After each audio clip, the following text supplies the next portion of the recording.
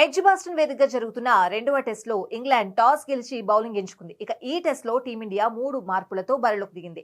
ముఖ్యంగా star bowler Jasprit బుమ్రాకు rest ఇచ్చింది. కాగా మొదటి రోజు బ్యాటింగ్ చేసిన టీమిండియా డే 1 ముగిసే సమయానికి 5 వికెట్లు కోల్పోయి 310 పరుగులు చేసింది. టాస్ గెలిచి బౌలింగ్ ఎంచుకున్న ఇంగ్లాండ్ టీమిండియాను మొదట్లోనే దెబ్బకొట్టింది. ఓపెనర్ కేఎల్ రాహుల్ ను 2 పరుగులకే వెనక్కి పంపాడు క్రిస్ వోక్స్.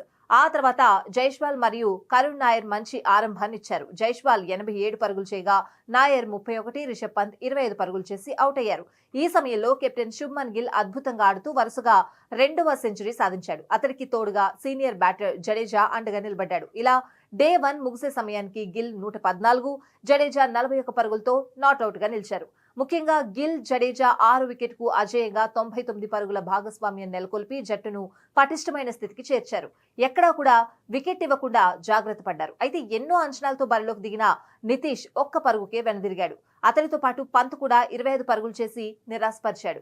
ఇలా వికెట్ల పతనానికి కెప్టెన్ గిల్ అడ్డుపడ్డాడు.